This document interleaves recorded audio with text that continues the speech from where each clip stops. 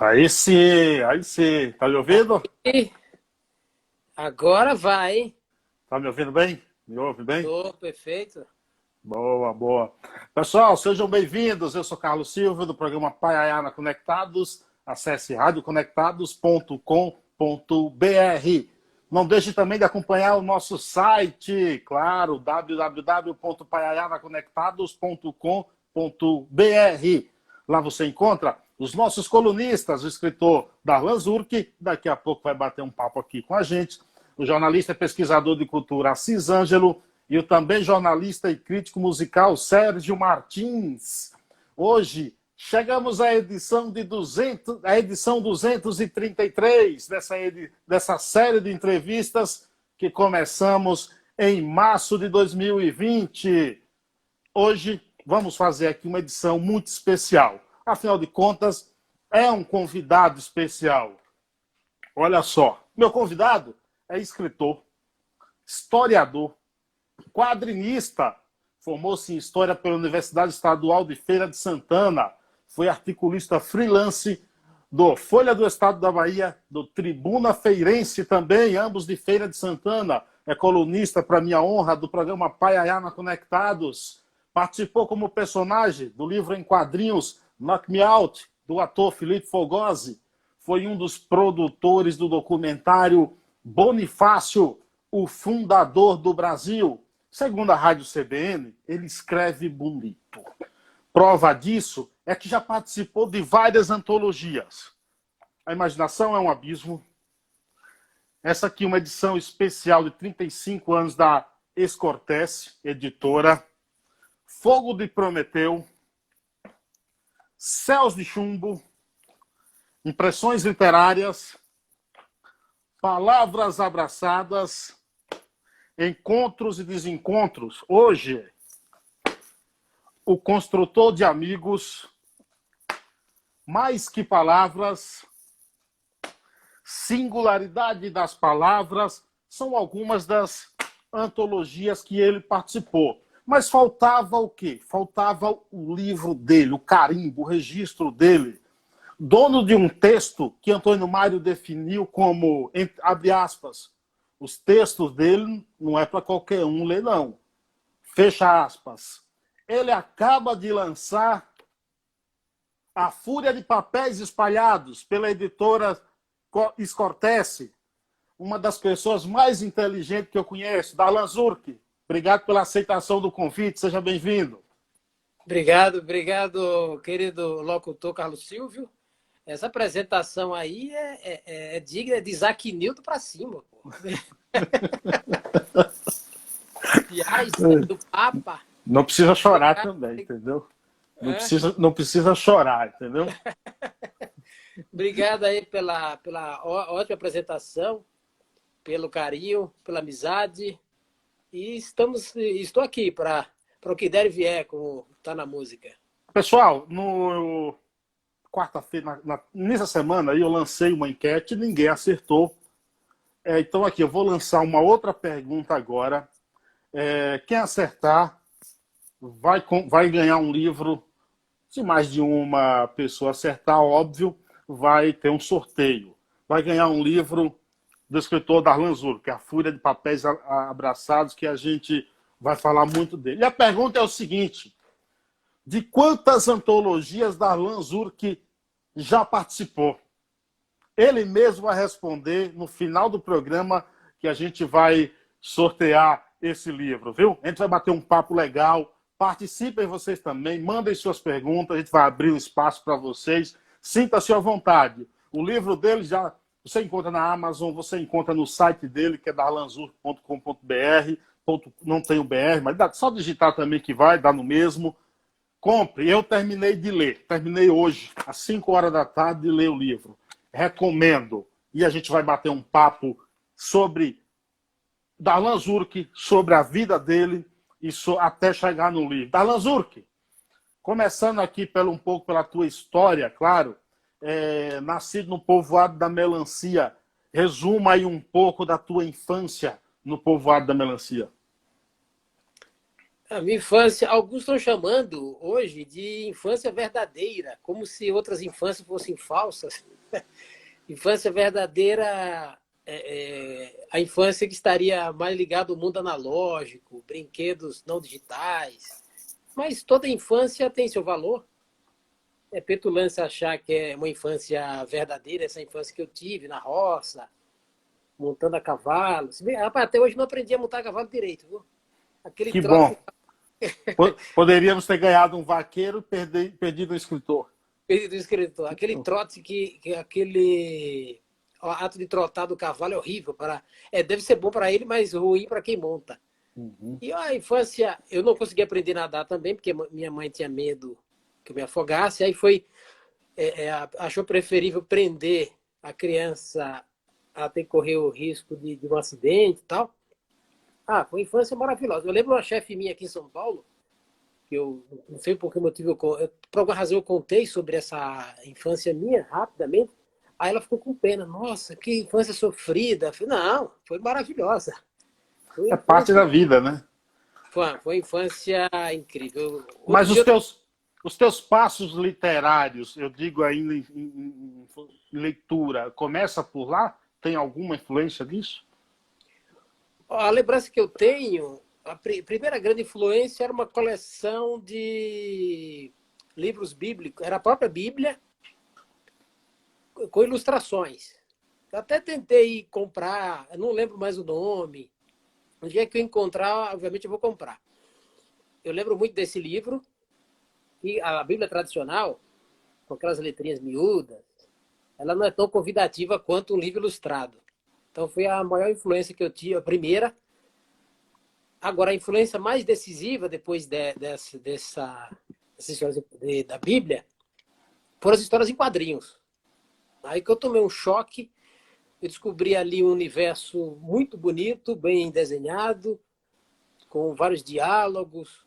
Aprendi a ler, além da escola, também com gibis. E outra invenção moderna que eu amei foi jornal. Jornal, eu fiquei apaixonado pela linguagem fácil, Sim, sim. muitas vezes o senso de humor do colunista, ou não exatamente do repórter, o repórter não tem essa liberdade, mas do articulista.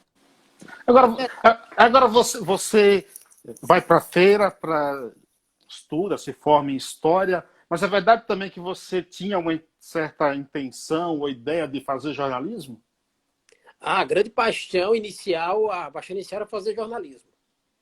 Isso por influência que eu cito aí no livro Imaginação e Abismo, a grande influência de Paulo Francis. Que Paulo Francis tinha um senso de humor que eu adorava, uma inteligência incrível e uma cultura que ele esbanjava nas colunas. Ele escrevia inicialmente era no Pasquim, que eu não acompanhei essa fase, eu li depois, mas na Folha de São Paulo e depois no jornal O Estado de São Paulo. Eu adorava aquilo. Depois eu descobri que eu confundia, Silvio, a profissão de repórter com a de colunista. Para ser colunista não precisa ser jornalista. E muitas empresas de jornal, talvez até todas, prefiram que os articulistas tenham uma formação diferente daquela de jornalismo para apresentar outras ideias, para que o debate flua, etc. Então, eu fazia essa confusão. E eu nunca tive esse apego muito grande à notícia. Uhum. Então, essa paixão em relação ao jornalismo foi o colunismo. A opinião nos artigos, o debate em si, mas não a notícia. A notícia não era. Depois eu descobri que não era meu objeto de desejo.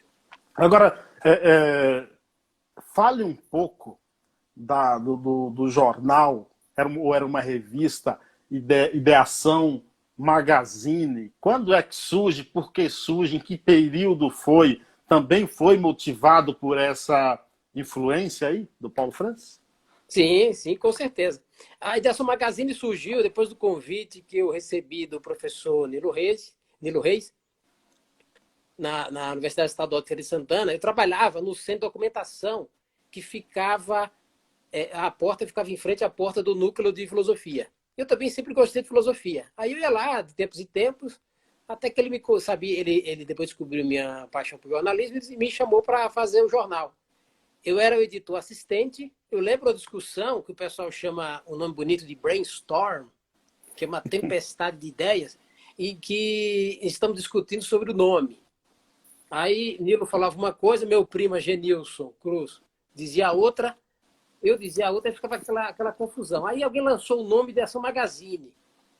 Eu falei, não, esse nome aí não faz sentido, isso aí é muito chique, não tem nada a ver com a proposta. Aí rodou meia hora depois, não chegamos a conclusão nenhuma. Aí eu pensei, por que não Ideação Magazine? Não, eu já falei isso aí. Eu já disse isso, hein? Ideação Magazine. E aí a proposta, o jornal tem inspiração, é um jornal cultural, filosófico, mas eu só participei como editor assistente do primeiro número. E deixei lá. Eu criei um mini manual da redação para poder quem for continuar o jornal, seguir as diretrizes. Aí eu vim para São Paulo. Eu devo ter umas 2 edições em papel jornal da Ideação Magazine. E eu tive experiência também com o jornal no colégio. Foi uma experiência muito boa. Eu lembro que vendi igual água. Publicava o jornal. Na mesma noite esgotava tudo. Que bom, que bom. Pessoal, participem, mandem perguntas. Ana Lúcia Xavier está por aqui. O jornalismo, o perfil jornalismo também está por... Jonas Lino, estou lendo jornalismo. Muito obrigado, Jonas. Galo Barber também por aqui. Eliezer está por aqui. Jodantas. Darlan Correia. Muito obrigado, Darlan. Está lá em Amargosa. Grande abraço, meu amigo. Alex Araújo. Grande abraço. Quem mais está por aqui? Tonho do Paiaiá chegou por aqui. Quem mais está por aqui? Valdeike Oliveira, grande abraço. Gleice está dizendo que você tirou a barba porque estava me imitando. Quando o Paiá disse que é porque você estava emocionado com a entrevista. O R. Almeida aqui, mestre Darlan, meu amigo e irmão, manda um abraço. Luciano Melo por aqui também. Quem mais está por aqui? Basman também está por aqui. Quem mais está por aqui? Mônica Araújo, grande Mônica. A gente vai falar de você aqui daqui a pouco. Laudiceia está por aqui. Dalanzu. A Mônica pede para o Tarcísio Alves.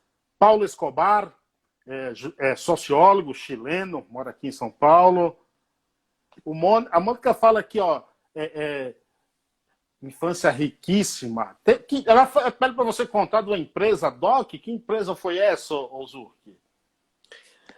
Dessa paixão por gibis, eu montei uma empresa, claro que sem as formalidades da lei, porque eu não conhecia nada, só o nome que era de empresa, o resto não tinha CNPJ, não tinha essas coisas. Era um local em que eu desenhava, eu fazia quadrinhos na época e resgatei agora. Eu desenhava a lápis, aí tinha o meu primo Denilson Cruz, que mora aqui em Guarulhos, inclusive. Ele cobria de caneta, é como se ele fizesse uma espécie de arte final. E meu primo Jardelson Cruz, você vê que o Cruz parece uma máfia, né? Parece por isso que você inverteu. E Jardelson pintava. Só que essa atividade de fazer a caneta, pintar e talvez desenhar era disputada com outra atividade, jogar bola, caçar passarinho, e às vezes levar água de carroça em outro lugar, enfim.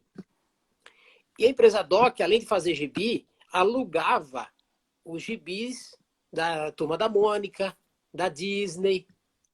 Eu acho que eu não tinha nenhum revista em quadrinhos da Marvel, nem da DC, porque eu nunca fui tão fã dessas revistas. Embora goste muito de Super-Homem, Homem-Aranha, esses personagens Wolverine, são ótimos. Mas os traços desse desenho eu nunca gostei muito. E a empresa Doc nasceu assim, para fazer gibi e especialmente para alugar os gibis. Isso lá na Melancia, lá no povoado Melancia, município de Nova Açores, na Bahia. Também está por aqui Julia Michaels, jornalista, escritora americana. lá de Nova York, acompanhando a gente. Obrigado, Júlia. Darlan Correia diz assim, melancia, celeiro de grandes artistas. Nem tanto também, viu, Darlan? Entendeu? Nem tanto. Tônio Paiá diz, quando frequentávamos a casa de Albino, diversas vezes testemunhei o Zurk, que ainda não era Zurk, acompanhado de coleguinhas com um maço de gibis às mãos, não entra e sai natural de qualquer garoto. É isso mesmo? Um abraço, doutor Mário, abraço a todos aí que mandaram mensagem, que entraram. Estou vendo que é uma audiência qualificadíssima, hein? Outro nível, outro nível. Não, tinha isso mesmo, era gibis, embora também é difícil disputar com futebol, viu? Eu lembro que eu brincava muito, o esporte perdeu um atleta incrível, de altíssimo gabarito, porque por volta dos 17 anos, locutor, é assim que eu chamo Carlos Silva, muitas vezes locutor, por volta de 15, 16 anos eu percebia uma miopia, um astigmatismo. Eu não conseguia, eu lembro que eu nunca consegui matar um passarinho, porque não enxergava direito. Aí tive que assumir, e passar a usar óculos, não teve jeito. Alex está falando alguma coisa aqui, ó. Boa noite, Carlos Silvio, grande Darlan Zurk, saudações. Gostaria que o nosso grande escritor contasse um pouco aí sobre a empresa DOC, sobre o jornalismo que ele publicava no Senec. Sobre o DOC, você já falou, no Senec também tinha? Eu falei que na escola, no colégio, publicava jornal. Eu lembro, rapaz, que eu comecei, assim que eu saí meu jornal, o jornal era mimeografado. Era meu porque eu editava, mas tinha colunista, tinha até colunista social. E o jornal vendia como água por causa da coluna social. Aí eu lembro que no segundo número, no terceiro, saiu um concorrente. Só que o concorrente era extremamente bem feito, porque era feito no computador, elaborado no computador. E o meu era mimeógrafo. Embora eles errassem um pouco na diagramação, mas era um jornal, era um concorrente fortíssimo. E aí, rapaz, eu tinha uma implicância na época com estrangeirismo. Quando a palavra no português existe, não tem necessidade de usar a palavra estrangeira. Eu ainda tenho um ranço disso ainda. E eu resolvi, numa coluna, acho que no terceiro número, no quarto, a criticar isso. Rapaz, assim que o jornal saiu, a galera do jornal concorrente estava me esperando lá na calçada, lá fora da escola. Quando eu saí, um deles me chamou. Meu coração gelou. E aí, fui me aproximando do grupo, um deles começou a falar um monte, a reclamar. E quando eu percebi que estava falando demais, eu falei, pronto, já não vou mais apanhar. E aí não apanhei. Frank Costa também por aqui, grande abraço. Veloso também. Manu, lá de Feira de Santana, também por aqui. Obrigado a todos vocês. Pessoal, está valendo a pergunta. Essas aqui, ó, são as antologias que Darlan Zurk já participou. De quantas antologias Zurk já participou? Responda e concorra a um livro até o final do programa. Rita Pinheiro, Genário Machado está por aqui. Zurk, vamos entrar aqui nesse livro. Vamos lá. Estou com o meu aqui, ó. Tô com o meu aqui, ó. Eu terminei a leitura dele hoje, às 5 horas da tarde. A tarde toda eu passei aqui me debruçando sobre o final do livro que eu precisava ler. Já tinha começado a ler há 2 semanas, mais ou menos. Então, me esforcei hoje para dar uma terminada. Estava em casa, falei, deixa eu terminar de ler esse livro. Eu entrei em contato contigo, me corrija, início de 2016. Rubio Rocha, outro grande intelectual do Pará, morador hoje de Vitória da Conquista, me disse, Darlan Zurk está escrevendo um livro, e o livro está quase pronto. Como eu estava prestes a começar o programa na Rádio Conectados, entrei em contato com o Darlan Zurk até no intuito de ser um dos candidatos a ser entrevistado no programa. Daí começou um contato, hoje ele virou colunista, me ajuda em muita coisa, a produção de muita coisa, a quem eu sou grato. E aí, de lá para cá ele vem falando, o livro está pronto, o livro está pronto. Eu acompanhei, gostaria até de contar esse testemunho aqui para vocês, esses últimos anos aí, essa luta dele com esse livro. Ó, não fui dormir 5 horas da manhã, revisando o livro, lendo isso, ajeitando aquilo. Estou esperando alguém da Espanha que vai fazer a capa, isso e aquilo, e eu insistindo para ele publicar. Eu confesso que eu sinto, Darlan e ouvintes, internautas, um prazer, uma felicidade, porque há tempos também que eu venho te dizendo, você participou até da Bienal em 2017, se não me engano, mas como 16 e 16, 16, 18, mas fazendo parte, eu digo, Darlan, você precisa do seu livro, pelo que você escreve, pela tua coragem, pelos teus textos. E eu me sinto muito feliz em ter em mãos um livro com a tua marca. Aí eu te pergunto, por que demorou? Demora. O projeto do livro, ele não começou como livro. Os textos eram avulsos. Eu publicava em jornal em Feira de Santana, jornal impresso. Depois passei a... quando não publicava no jornal impresso, o texto era muito diferente, muito grande. Eu panfletava na universidade.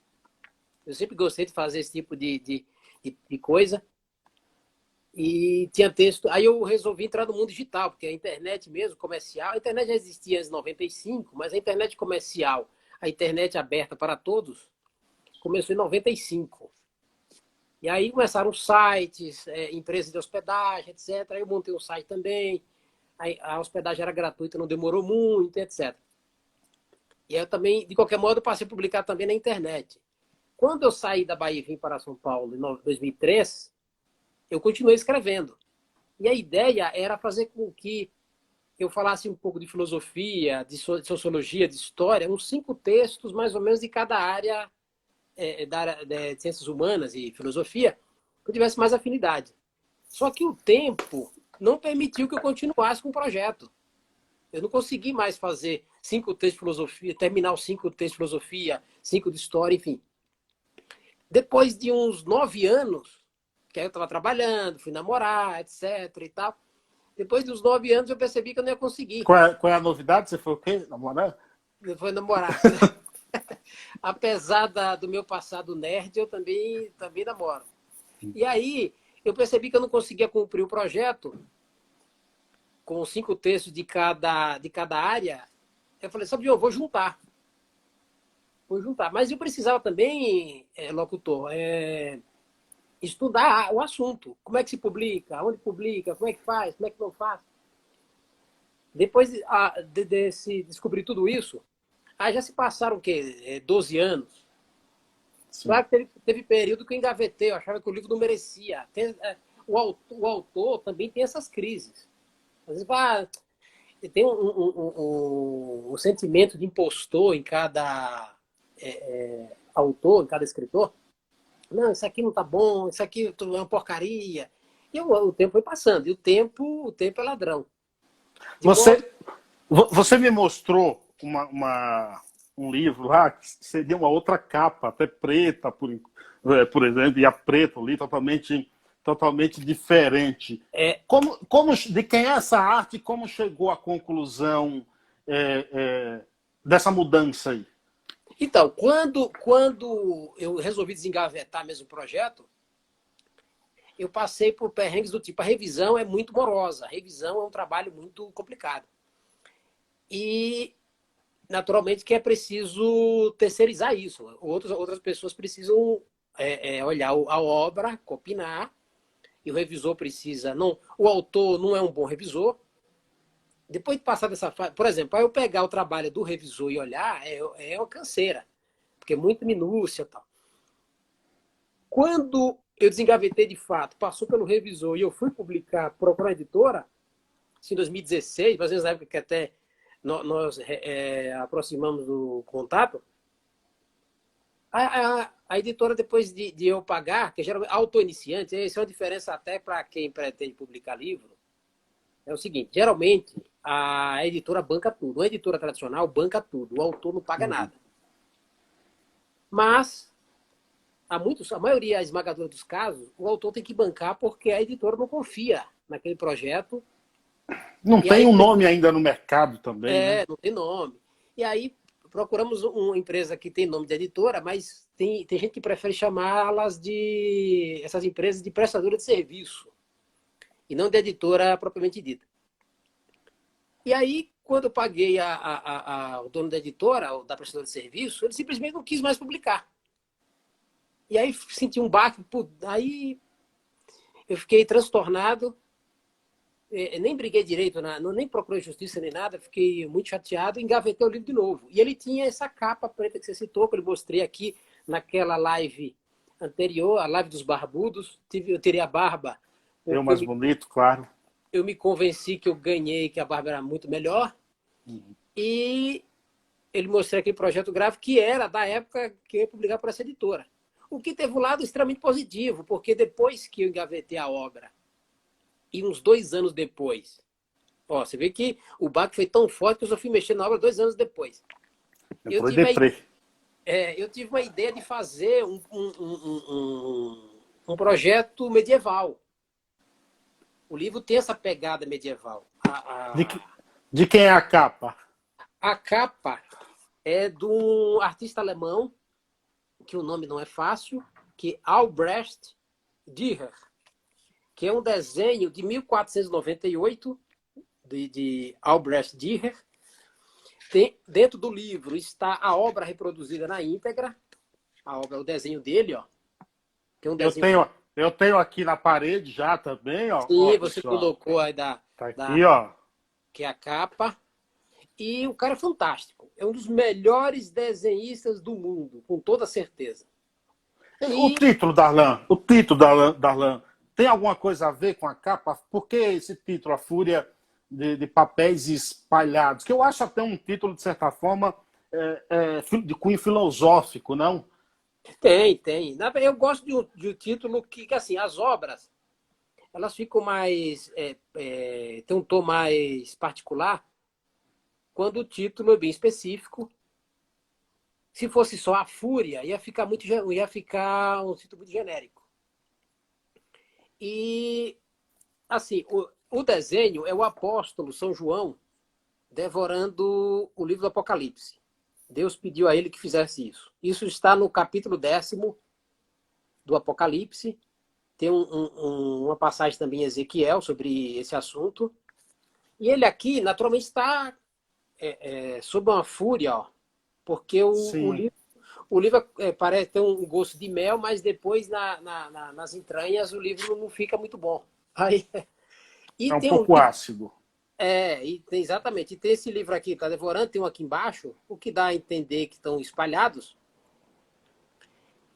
A fúria tem a ver com isso, mas antes tem a ver com a época que eu era crítico literário e crítico cultural, que esses textos compõem quase todo o material aqui do livro. Como é que foi a escolha desses textos? Ficou muitos de fora? Ficaram vários de fora. Muitos tinham um ranço acadêmico, uma linguagem que eu condeno hoje em dia. Tem uns que tem uma discussão, por exemplo, tem texto que eu criticava com certa veemência a Igreja Católica, coisa que eu não concordo mais. Eu tenho para mim, hoje, aquelas opiniões estavam erradas. Tem texto que eu considerei inacabados. Então, muitos ficaram de fora. Aí eu reuni 24 textos mais representativos da época, desde 99, que eu tinha 21 anos, até 2004, que foi o último. Acho que o último foi sobre o capitalismo. Acho que o último texto que eu coloquei aqui foi o último é 2004, sobre o capitalismo. E essa questão medieval que eu lhe falei, que foi uma proposta, a ideia que eu tive depois, aparece até nas letras capitulares, tá vendo? Essas letras, essa letra que começa cada capítulo, que é chamada letra capitular. Então, tem 24 textos sobre opiniões diversas. Tem texto aqui sobre filosofia. O primeiro texto, que é sobre a crítica literária que eu fiz a respeito de Paulo Coelho, que o título é Paulo Coelho vem demais porque é fresquinho. Eu vou entrar nessa questão dos títulos, mas você citou aí algo que eu queria tocar no assunto, porque você citou a Igreja Católica e a religião. E você, na apresentação, inclusive, faz uma cita escreve aí uma citação religiosa da Igreja Católica. Qual é a tua relação com a religião? Eu vejo também que você tem uma relação muito próxima, tinha, né, com o padre Otávio lá de Nova Açores. Você já esteve por algum tempo distante da religião e agora meio que religião vem de religar, né? Meio que se religa com a religião? Você lembrou bem sobre o termo religião, que é isso mesmo, é religar. Muitos acham até arrogância das igrejas em geral usar esse termo. Mas pode religar de outras maneiras, tal, enfim. Essa discussão aí não cabe agora. Olha, eu era muito próximo do Padre Otávio. Na verdade, entre vários sonhos, temos vários sonhos na infância. Já quis ser astronauta, já quis ser padre, enfim. E até a ideia de ser padre, eu alimentei mais, porque é mais factível ser padre no Brasil do que ser astronauta. E até levei à frente isso aí, só que quando eu percebi que padre, pelo menos oficialmente, não namora... Aí você falou, dá certo. Você falou, dá certo pra mim.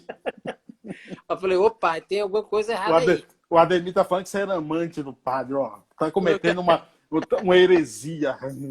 Tá cometendo aí uma heresia fortíssima. É uma apostasia. E aí, eu alimentei esse desejo sobre várias profissões.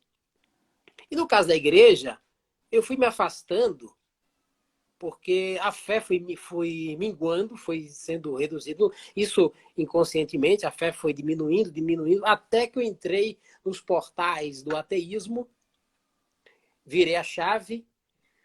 E curioso que geralmente o ateu ele precisa de um pouco de fé para acreditar que não acredita. Então tem um pouco de contradição na escolha. Eu percebi que, com o tempo, que o ateísmo não era uma corrente adequada para mim. E eu fui para o agnosticismo, que é um movimento já mais próximo da igreja, mas ainda não aceitou, não voltou a aceitar ou não aceitou princípios. Inclusive, só de interrompendo, o agnosticismo ele é criticado também pelos ateus. Pois é. E aí, qual é a minha intenção? Minha intenção, claro, eu fiz aquele poema lá que está no meu site, que é darlanzuc.com, o poema Ao Senhor com súplica, em que eu tento fazer um acerto ali com Deus, inspirar também Gregório de Matos, que fala que ele é uma ovelha desgarrada e que Deus, na sua infinita bondade, tem a obrigação de resgatá-lo, etc. e tal. De resgatá-lo como ovelha, ou resgatá-lo como pessoa. E aí eu estou tentando me reconciliar, fazer essa religação que você falou. Só que não é algo que se faz... Como eu me desliguei inconscientemente, eu torço para que eu me reaproxime conscientemente também. Além, claro, de que para eu aceitar princípios religiosos, a própria igreja, eu preciso também que, na questão lógica, na questão filosófica, as minhas dúvidas estejam resolvidas. Então não basta ter só... A fé, claro, é um sentimento, mas eu preciso também que racionalmente eu esteja bem de volta ao que alguns brincos chamam de nave-mãe.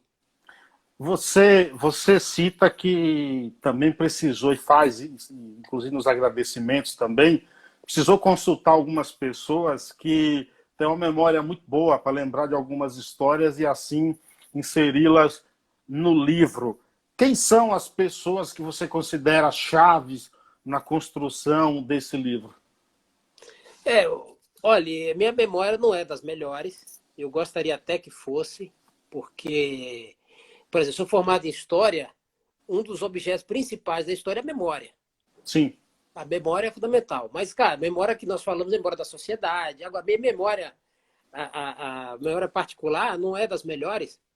E eu tive que recorrer à minha irmã, Débora Cruz, a respeito de alguns eventos. Agora, o HD, a memória SSD fantástica, se chama Mônica Araújo, que é minha prima. Eu até brinco aqui no livro que eu nunca vi caber tanta informação numa mulher frágil, no amor. Atriz! A atriz tem que memorizar textos, esses negócios, né? Ela está na profissão agora que exige memória. Aí, quer dizer, é como diz Machado de Assis, a mão é a luva, né? Caiu perfeitamente como depende de memória essa atividade, pronto, perfeito. Eu só, na época que ela começou a se aproximar, ela adentrou nesse mundo artístico, eu acho que eu comentei, não sei se ela lembra, que eu falei, mamãe, você é muito tímida, como é que vai ser? Mas, claro, timidez não é problema. Denise Fraga, que acho que não sei se está na Globo mais, o pessoal dizia que era uma moça extremamente tímida, e, no entanto, virou atriz. São autossuperações que nós temos que levar em frente, enfim. Mas Você falou. Mônica foi decisiva, assim como minha irmã, para que eu remontasse. Teve também meu primo Teógenes, que me ajudou nesse sentido, Teógenes Carvalho. Teve também Elton, que nós conhecemos como Careca, que procurou uma moça que o nome já me escapava. Mas essas duas, especialmente Mônica, olha, foram uma mão na roda. Mônica, para mim, é uma irmã que a vida me deu, uma das pessoas mais inteligentes que eu conheço e gentis também. Você falou aí da tua irmã, e aí eu também quero entrar até um pouco na questão dos títulos, os títulos também, já pelos títulos, os teus artigos já faz com que você pare para refletir um pouco. Como eu disse antes, eu terminei de ler o livro hoje, e quem responder a pergunta de quantas antologias da Darlan Zurk já participou estará concorrendo um livro. Então, os títulos por si só já causam assim, uma certa reflexão, faz com que você pare e aí comece a ler o texto. E um deles, que você começa até e dedica ao seu pai, a quem você chama de animal político, e também ao teu irmão Dênio. Eu gostaria que você falasse um pouco dos dois, traçando talvez um paralelo político entre eles e o que eles refletem, teu pai em memória, na tua vida. Assim. Esse título a que se refere é a política como ideia, ou perdão, a política como ideia, que é uma referência a uma conferência do sociólogo alemão Max Weber. Eu citei o alemão da capa, agora estou citando outro alemão. Geraldo Prado, da Biblioteca do Paiá, disse que eu sou o alemão da melancia.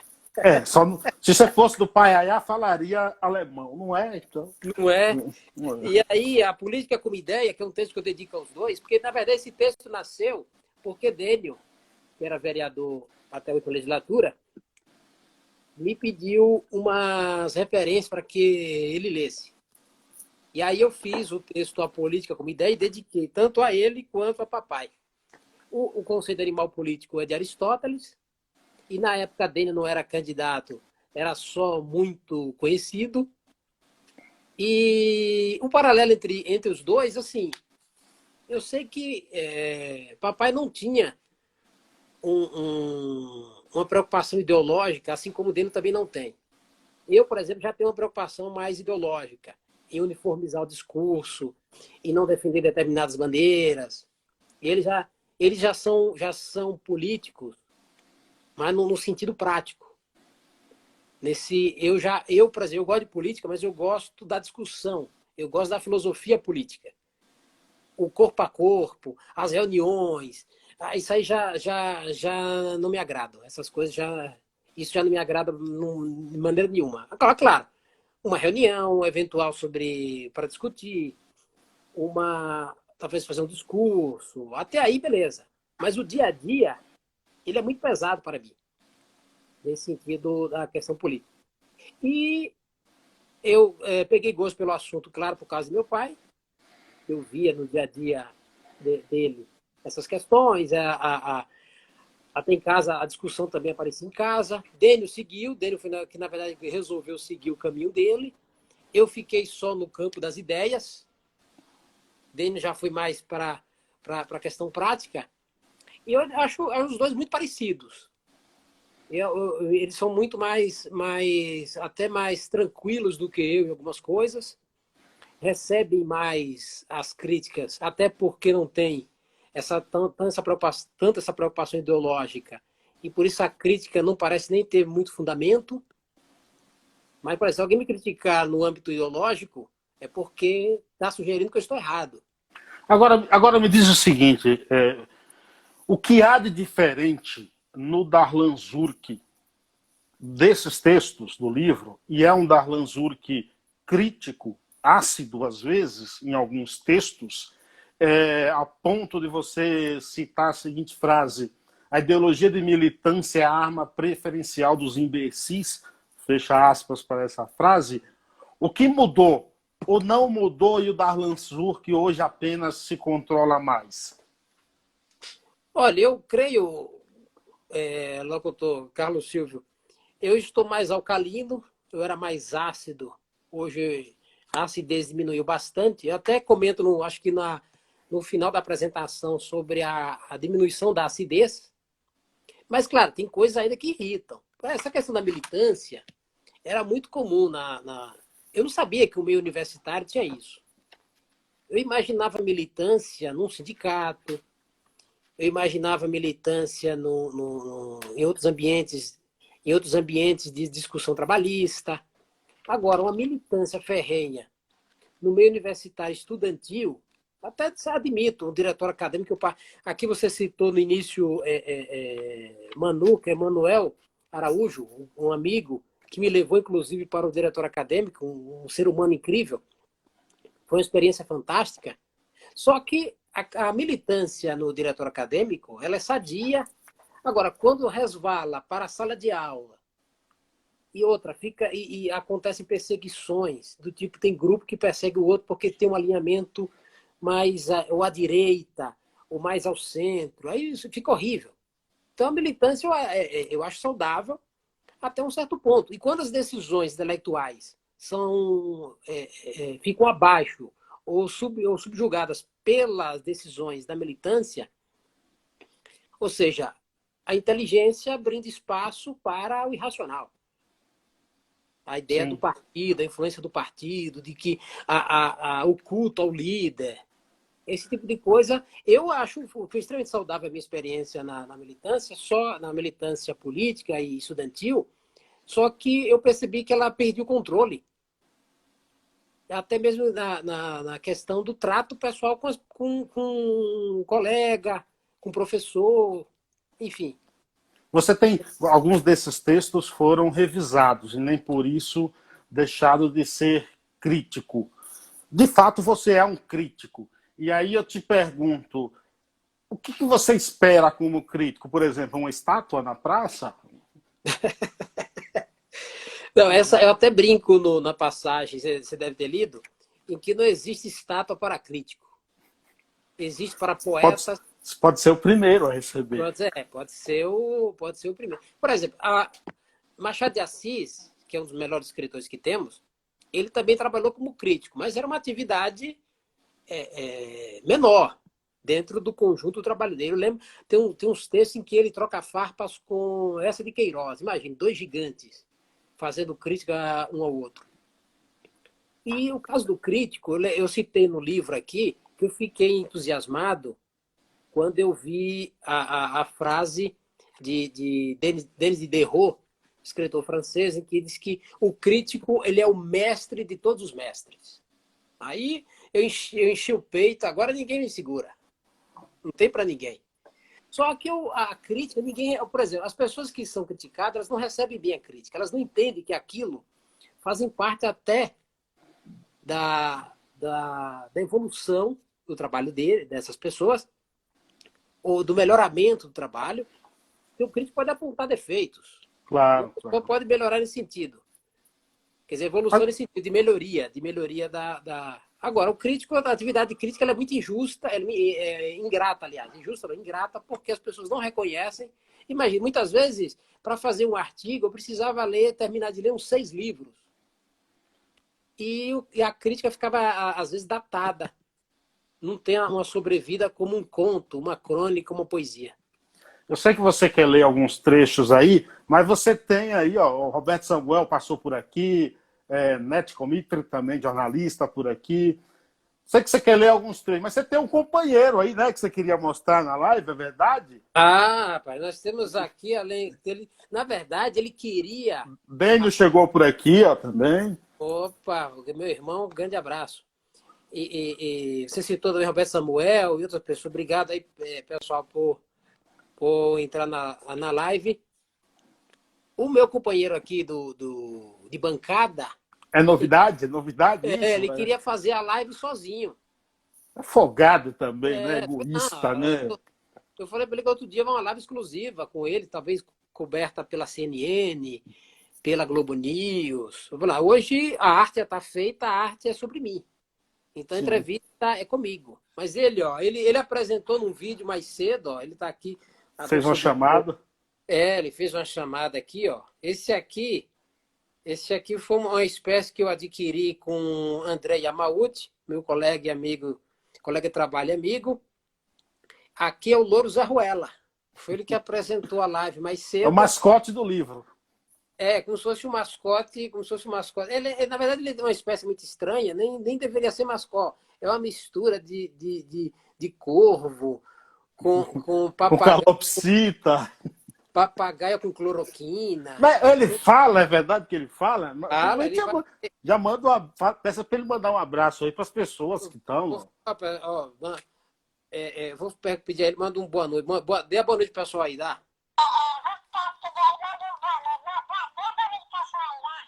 Aí, ó, tá vendo? Pergunta se o pessoal tá gostando da live.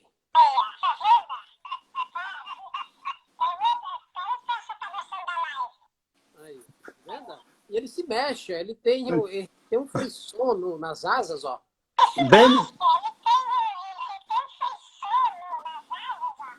Dênio quer um livro. Dênio quer um desse aí, um louro desse. Isso aqui, na pandemia, é uma beleza para fazer companhia a escritores solitários.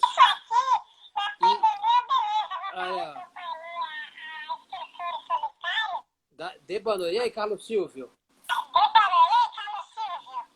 Tá vendo? Ó, Vanessa tá mandando um abraço. Ó. Como é?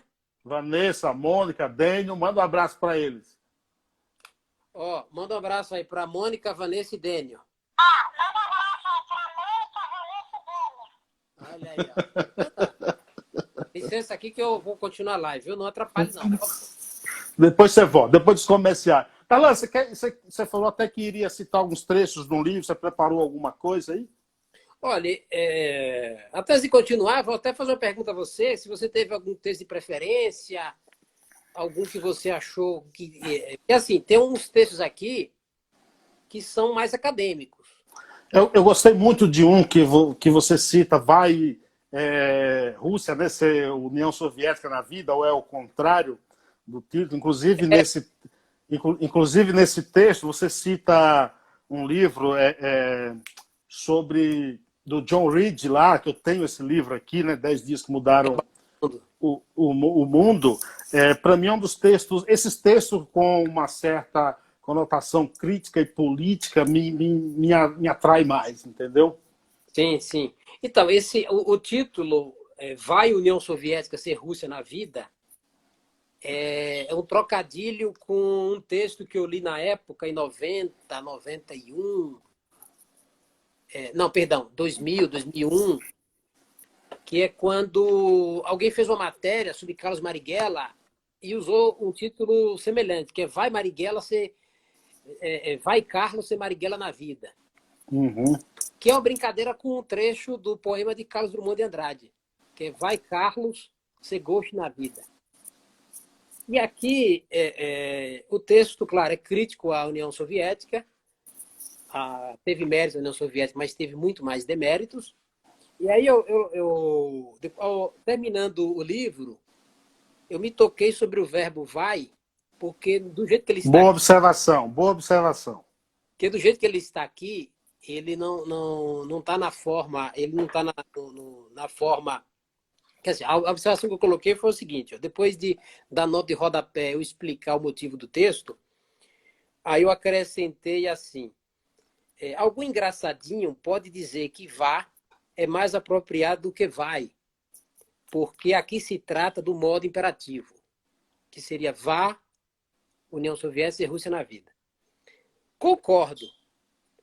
Acontece também que vai, nos casos em questão, não é bem o erro. já que um modo verbal pode ser usado estilisticamente no lugar do outro. Então, quando eu estava finalizando o livro, eu fiz questão de acrescentar isso aqui, porque também é uma forma de brincar com a inteligência do leitor, é uma forma descontraída. Uma coisa que eu aprendi, uma das grandes influências do jornalismo, é essa pegada pop, essa mistura do erudito com o popular, essa questão, por exemplo, discutir filosofia e também brincar com temas que não são considerados da alta cultura. Então, essas brincadeiras, essa referência, como por exemplo, Paulo Coelho vende mais porque é fresquinho, que é uma brincadeira com a propaganda Tostines. Então, esse é um traço da minha escrita, que é uma influência direta do próprio jornalismo. Agora me diz o seguinte, Elzur, que você cita também o seguinte, abre aspas aqui, a convicção é mais inimiga da verdade do que a mentira, e que mentimos para sermos verdadeiros. Qual a mentira que tem nesse livro? Boa. Essa é uma pergunta capciosa, é uma pergunta... eu diria que nenhuma. Eu diria Dizendo isso, você não está sendo verdadeiro? Não, eu digo, você quer saber se eu menti em algum momento, não é isso? Se tem algum... Não, eu diria que está só a verdade no livro, diga, em tese. Mas é óbvio que algumas defesas de algo aqui, de uma coisa ou outra, envolve a convicção, o que seria uma armadilha nesse argumento que eu apresentei. De modo que, em tese, há só a verdade e algumas convicções que levam o leitor a determinados caminhos que talvez ele não queira ir. Como essa passagem que você citou é de Nietzsche. É uma ideia de Nietzsche, Friedrich Nietzsche, que não está entre os meus filósofos preferidos, mas Nietzsche tem umas tiradas incríveis e, pelo menos na tradução que há no Brasil, ele escreve muito bem. Então, eu gostaria que você falasse também, claro, é muito bom você ver o nome de alguém da nossa cidade, da nossa terra, fazendo sucesso, concluindo esse trabalho, concluir um livro é uma realização. E assim, o livro tem um prefácio de alguém de Nova Soure, que eu gostaria que você falasse quem e por quê, falasse também do pós-fácil, e falasse um pouco também das pessoas conhecidas da gente que são citadas no livro. É claro que eu sou citado, até porque se eu não fosse citado, eu boicotaria o livro rapidamente, entendeu? Sim, claro. Quem fez o prefácio é a professora Cátia Almeida, que é advogada. Foi uma grande influência na época colegial. Inclusive, no jornalzinho que eu citei aqui, ela foi a primeira pessoa da entrevista, que nós entrevistávamos professores, outras autoridades. Ela fez um belo prefácio, um prefácio com um toque bem poético. Eu nem conhecia esse lado mais metafórico da professora Cátia Almeida, que foi professora minha de filosofia no ensino médio. O preâmbulo é do meu amigo Gessé de Almeida Primo, que é um sujeito fantástico. Inclusive, tem um texto aqui que fala de minha rusga com ele. E claro, rusga intelectual. Ele também fez um belo preâmbulo. E, no final, um amigo também, colega de faculdade, colega de universidade, que é o incrível também Ibiraci de Alencar Chagas, que fez também um ótimo pós-fácil. Claro, convidar amigos ou pessoas próximas é sempre uma atitude suspeita, porque a pessoa tende a falar bem, mas eles pontuam que até possíveis falhas no livro. O autor, como Bira fala aqui de uma escrita um pouco juvenil, algumas passagens. Gessé comenta sobre a falta de até de uma certa ousadia. Então, eles não aliviam assim tanto. São amigos, são intelectuais, mas não aliviam tanto. Claro, a professora com um tom mais maternal elogiou, etc. Agora, em relação às pessoas, por exemplo, você falou da arte. Por exemplo, aqui tem uma quantidade grande de familiares E eu mencionei aqui, por exemplo, tem Aristides, que é artista plástico, que foi uma influência muito grande em minha formação. Estela Soares, minha prima também. Eu citei Tia Thay, Thailândia Carvalho. Citei também Emerson, que nós apelidamos de MacGyver, que ele fazia coisas incríveis com um motorzinho de liquidificador. E eu tive um cuidado, Locutor, ao montar o livro, que assim, esse livro tem uma pegada medieval, uma proposta medieval, mas ele foi muito inspirado também nos trabalhos da Companhia das Letras. A Companhia das Letras tem é muito esmerada na hora de fazer livro. E é um livro de não, esse aqui é um livro de não ficção, de ciências humanas e filosofia. E no final ele tem um índice remissivo, um índice onomástico. Ou seja, é fácil encontrar qualquer pessoa citada na obra, assim como instituições, nomes comerciais. Isso aqui, depois da leitura, que a pessoa não vai lembrar de tudo, vai falar, deixa eu ver o que foi que ele falou aqui de Max Weber, Karl Marx. Deixa eu ver o que ele falou aqui de Carlos Silvio, que está aqui na página 21, na orelha. Enfim. Então, fica um recurso muito interessante de consulta, o índice onomástico. E aí tem várias pessoas, como eu citei. Eu, claro, citei meus pais, meus irmãos, Dene e Débora. Citei também tios incríveis em minha formação, quando eu ia nas férias para lá, que é tia Ruth e tio Gilberto, que eu ficava lá embrenhado na biblioteca. Então, familiares aqui não faltam, amigos também não. Citei meus primos que me acolheram aqui em São Paulo. Ó, o Ademir aqui está com inveja da minha barba, falando para tirar a barba, mais um invejoso aqui. Darlan é um invejoso, viu que não conseguiu ficar bonito como eu de barba, tirou. Mônica diz o seguinte, ó, que nesse jornal que você citou aí, ela fazia parte da equipe de coluna social, né? Se fosse hoje, ela estaria falando do Big Brother, por exemplo, né?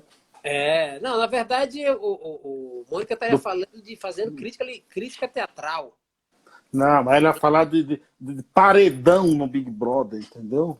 Pode ser, mas assim, como ela ela foi para o caminho do teatro, ela provavelmente estaria falando dessas áreas, ia estar discutindo a montagem de uma peça de Hamlet, a peça de Shakespeare, Hamlet, no Brasil. Olha aí. Podia estar nesse. Darlan, você cita nos livros alguns nomes, hoje até polêmicos, né? Como Olavo de Carvalho, Paulo Francis, como eu já citei, mas você também vai lá mais atrás, em Bertrand Russell, nesses caras aí. O que esses caras, no geral, têm de influência? O que você leu deles, assim, até a criação desses textos, digo, até textos com um nível de informação muito elevado? Obrigado. Assim, a influência por exemplo, Olavo foi influência no final dos anos 90, início do ano 2000, porque eu li vários livros dele. Olavo tem vários defeitos. Agora, esse alinhamento político com o governo acaba deixando o trabalho dele com um teto de vidro, mas ele tem uma escrita e uma capacidade de raciocínio que são incríveis. O texto dele é muito bem agradável, tem uma ironia muito fina, uma inteligência superior. Não tem como tirar essas qualidades de Olavo, assim como não tem como tirar essas qualidades de Paulo Francis, por exemplo. Então, são qualidades que superam a crítica diária. Agora, sobre Bertrand Russell, eu li... É um matemático fantástico, um dos melhores do mundo, pelo menos do século XX, e também de séculos anteriores. E eu li dele, por exemplo, Por que Não Sou Cristão. Eu li o Elogio ao Ócio dele. Esse eu não li, mas é um autor fantástico, pelo menos as traduções, que é difícil dizer no original, eu não tive acesso ao original, mas nas traduções o livro está muito bem escrito, muito agradável, sem academicismo, sem muito tecnicismo, é uma linguagem mais do senso comum, não que seja senso comum, mas que o senso comum absorve tranquilamente. Não tem essa linguagem acadêmica que vemos por aí, que muitos autores acabam utilizando. Então, No, no, qualquer leitor pode ler tranquilamente, pode ter acesso. na página 83, tem um título, Enquanto as Musas Dormem. O que você fazia enquanto as musas dormiam, Darlan Zurk? Antes, antes que eu esqueça, o livro está à venda na Amazon, estante virtual Mercado Livre e tal. Só que nem sempre, dependendo do vendedor, que não sou eu que vendo lá nessas plataformas. Dependendo, se a pessoa comprar, no caso da Amazon, tem lá a livraria, loja Darlan Zurk, que assim como na estante virtual, ela consegue receber, porque aí sim eu que estou enviando, eu posso até, perdão, mandar a versão autografada. A pessoa recebe o marcador de página, ela vai receber também um cartãozinho de visita meu, tem um resumo de 2 páginas, frente e verso, que dá a noção exata de quais textos estão aqui, do que eles tratam. E tem também, me permita mostrar aqui, professor, tem também um pôster, que é esse que está aí na parede, né? Esse aqui, ó. Isso. Então, dependendo do vendedor, se for da loja darlanzurk.com, eu que estou vendendo, eu consigo mandar. Mas, por exemplo, a Amazon está vendendo. A livraria da editora também está vendendo. Então, não consigo ter controle sobre esse No seu estoque. site. No seu site também, né? Também vende, também vende. É que muita gente prefere a Amazon, a estante virtual ou Mercado Livre, porque ganham pontos ou conseguem frete grátis, etc. E agora, voltando à sua pergunta, aqui uma discussão muito boa que envolveu o nosso querido amigo intelectual Rubio Souza, Rubio Rocha, em que se tratava, eu discutia com o Gessé, esse amigo que fez o preâmbulo, que ele viu um conto meu, ele falou, esse conto não tá bom não, esse conto aqui tá horrível. E aí meteu o pau, fez a crítica. Aí, em defesa de minha cria, eu fiz um contraponto. O Rubio olhou o texto e falou, esse texto tá bom. Eu não concordei com esse cara, eu vou entrar na briga também. E aí entrou. Aí a premissa de Gessé no texto, a premissa de Gessé no texto é que as musas das artes não viram que eu entrei, eu sou penetra, eu sou intruso, não viram que eu entrei e vão me expulsar a qualquer momento. E aí eu pensei, bom, enquanto as musas dormem, eu vou fazendo arte, vou fazendo aqui.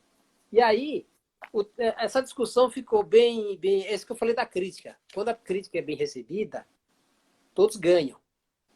E o crítico, ele faz os parâmetros, ele que mostra os parâmetros, os limites das artes, cria cânones.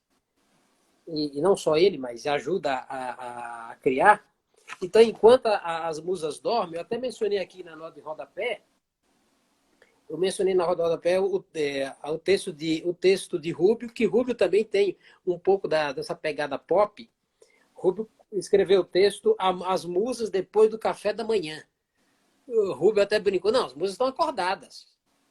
Já tomaram café, deixaram o cara lá. Não, já sei, não. As musas, assim que encontrar esse cara, vai expulsar. Não, aí a discussão é nesse sentido, sobre enquanto as musas dormem. Ô, Darlan, fala um pouco dessa organização que você teve em relação a notas de rodapé, citações, tudo. É a parte mais trabalhosa no livro? Não foi na mais trabalhosa, mas dá trabalho. Porque, assim, tem texto aqui, por exemplo, tem um texto aqui que eu faço uma resenha. Eu faço uma resenha sobre o livro A Origem do Americano, em que Paul Rivet, arqueólogo, antropólogo, analisa os estudos até a época dele para dizer que o homem americano não é originário daqui. Ele deve vir da Ásia, da África, tal. E quando esse texto, porque uma parte dos textos aqui foi publicado em jornal impresso. E no jornal impresso não dá para seguir muito os parâmetros, os modelos, as regras da academia, da universidade, ou de livro, quando vai citar, não, citação com mais de 3 linhas tem que destacar, etc. E tal, aquelas coisas, aquelas regras que são regras do jogo. No jornal, não, tem que ser um texto corrido.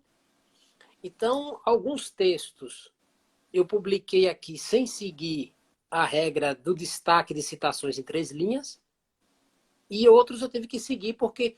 Qual foi o critério? Não, os textos vão ficar no livro como eles nasceram. Se o texto sobre o livro de Paul Rivet nasceu sem esse destaque nas citações, como manda o figurino, eu vou publicar assim dessa maneira para ser mais fiel à origem do texto. E outros têm a citação destacada. A nota em rodapé deu um certo trabalho, mas quando a nota não é do original, é do livro, aí eu menciono nota do autor para esta obra. Que aí eu faço. Sim. Agora, do contrário, eu não citei, não pus esse trecho, logo a nota é do original. Agora, o que deu trabalho mesmo foi o índice onomástico. Esse índice onomástico é excelente, mas é muito... É um trabalho de Hércules. Ó, Durval chegou por aqui, te desejando sucesso e dando os parabéns. Walterlândia Psicopedagoga, esse nome que parece uma poesia, diz aqui, parabéns, Darlan. Quem mais chegou por aqui? O Ademir está sempre por aqui. Tonho do Paiá fazendo aqui um mexã para nós, para Darlan. Lembrando que ele me pagou, tá? Eu pôs isso aqui, ó, na parede, entendeu? O Ademir Oliveira disse que enquanto as musas dormiam, você beijava o padre, entendeu? Célio Ferreira também chegou por aqui. Muito bom. Me faz uma análise do ponto de vista histórico aí, porque o anacronismo é uma forma equivocada, né? Quando tentamos avaliar um determinado tempo histórico à luz de valores que não pertencem ao mesmo tempo histórico. Como o anacronismo interfere no estudo da história para a construção também desses textos? Falou bonito aí, hein? A luz, ó, você... A luz acraseado, para você não reclamar. Acraseado, porque senão Pedro Cardoso... Cardoso não é fácil. Se você escrever uma crase numa frase... Rapaz, eu estou esperando Pedro Cardoso falar de algum erro aqui da obra, porque eu diria, locutor Carlos Silva, que até as vírgulas aqui foram bem pensadas. Claro que o pensamento em si é discutível, mas teve vírgula que não está ali à toa. Mas eu posso errar, obviamente. A intenção pode ser boa, mas o resultado nem sempre acompanha. Sobre o anacronismo, essa é uma pergunta realmente muito interessante, porque assim, eu estou discutindo. Eu tenho um caso aqui de um texto, eu fiz um texto aqui que é um prefácio ao livro do meu primo Jarbas Cruz. Grande Jarbas, gente boa. Que nós chamamos de poeta, que o título é Retrato de um Poeta Quando Jovem. O título do meu texto, Retrato de um Poeta Quando Jovem, que é uma brincadeira com o título de James Joyce, Retrato de um Artista Quando Jovem. E o livro dele é Diário de Bordo. Aí eu começo, me permita até fazer essa citação aqui, eu começo o texto assim, ó. Triste a humanidade seria se fosse substituída pela República de Platão. Nela não existiriam poetas, em nada haveria beleza por causa disso, e a convivência tinha tudo para ficar insuportável. Então, esse olhar do presente ao passado, naturalmente a pessoa, mas logo Platão, que era maravilhoso na escrita, o homem das artes, porque Platão tinha uma certa... Aí entra a questão do contexto. Muita gente reclama hoje que as frases são retiradas do contexto, é dado um significado diferente e tal. No caso aqui, Platão tinha uma noção exata do porquê da implicância com os poetas. Mas retirando assim, porque, mas Platão, homem contra a cultura, não é bem isso. Ele tinha, por exemplo, Platão tinha uma implicância muito grande com a democracia. Aí alguém diz, mas um filósofo é contra a democracia. Sim, mas foi a democracia ateniense que matou o mestre dele, Sócrates. Então, a implicância com a democracia é até fácil entender. Você diz, Platão era antidemocrático, calma. Vamos, peronomútil, ó. vamos conversar aqui e tal. Foi a filosofia, a democracia que matou, a democracia ateniense que matou Sócrates. Platão não confiava muito na opinião da maioria. Ele preferia um grupo que ele até chamava de rei filósofos, de pessoas ilustradas, pessoas com autoconhecimento para poder decidir melhor. Então ele tinha uma visão mais elitista da coisa. E aí, essa questão do anacronismo, ele pode ocorrer quando a pessoa interpreta, como você falou aí muito bem, à luz da visão atual, pode incorrer em erros, mas é preciso contextualizar, e nem sempre temos tempo. Vamos contextualizar aqui para entender. Não, nem sempre, muitas vezes lemos apressadamente, faz parte. Os enganos também fazem parte da convivência. Patrick Santos, meu amigo, da Jovem Pan, chegou por aí. Patrick, ó, livro aqui, ó. A Fúria de Papéis Espalhados, hein? Em breve vai estar em suas mãos um livro. Vou te presentear também com um livro desse aqui. Você merece. Esse cara sensacional. Darlan Zurk, a gente está chegando ao final aqui. E tem uma frase de Maquiavel que diz o seguinte: o homem é sábio, deve seguir sempre as estradas pavimentadas pelos grandes. Com esse livro aqui, você considera pavimentado aí o início da sua estrada como escritor? Ah, sim. Embora o livro seja de não ficção, o livro trata de temas da área de ciências humanas e filosofia, e aí você até mostrou aí uns trabalhos meus na área ficcional. É um filho que nasce, um filho que, naturalmente, como você até citou aí, Patrick Santos, que lançou não faz muito tempo o livro dele, é uma cria que nós cuidamos.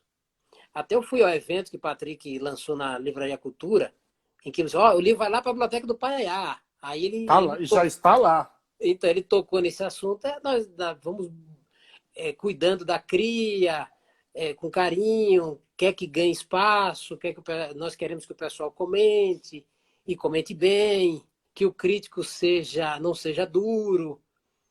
Com certeza, assim, é o primeiro, que eu gostaria que fosse o primeiro de muitos. Eu até penso nessa linha não ficcional, publicar uma trilogia, essa até é uma informação exclusiva aqui para você. Mas, cara, tem que ter mais tempo, precisa ter mais fôlego, porque o negócio é trabalhoso. Vou passar aí um projeto que eu até agradeço muito a Editores Cortese pelo empenho e pela paciência. Às vezes o pessoal vai, você está criticando demais, você... Mas todo cuidado eu tive aqui no tipo da letra, no tipo do papel, que é um papel creme, um papel bege, que o branco ele é um pouco mais agressivo na leitura. Aí eu tive todo esse cuidado. Eu gosto, por exemplo, do livro com a capa fosca.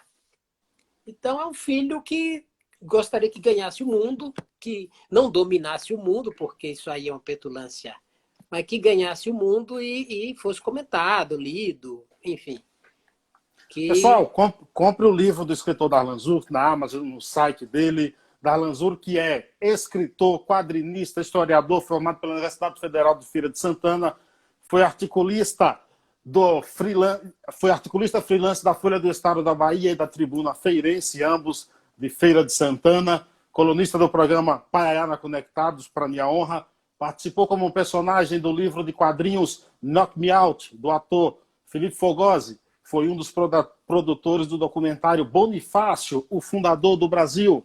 Segundo a Rádio CBN, ele escreve bonito. Prova disso é que já participou de várias antologias. E o seu primeiro livro chama-se A Fúria de Papéis Espalhados. Ô, locutor. Que Fausto Bergossi, um dos maiores cartunistas do Brasil, chegou por aqui, diz que já tem em mãos. Darlan Zurk, manda bala. Eu gostaria de ler um trecho aqui, um trecho do... Tem tempo ainda para uma leitura? Claro, manda bala, manda bala. Tem um texto aqui que o título, como você falou, os títulos geralmente são provocativos, e o título é Para Viver um Falso Amor. E aí começa assim, Vinícius de Moraes, figura notável, é um tipo de autor de extrema periculosidade, a exemplo dos românticos. Amou e foi amado, beijou e foi beijado, traiu e foi traído. Era um homem como poucos, viveu várias vidas ao mesmo tempo, em uma só.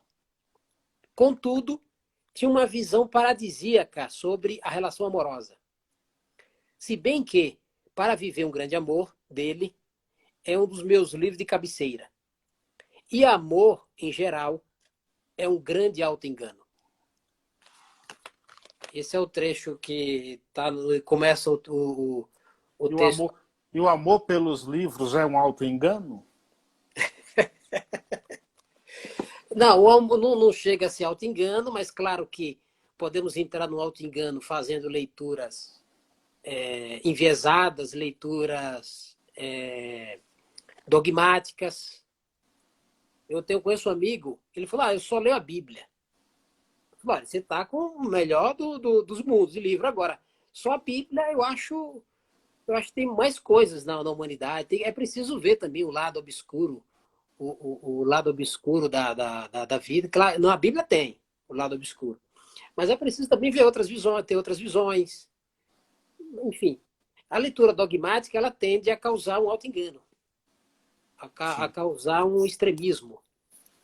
E aí complica, né?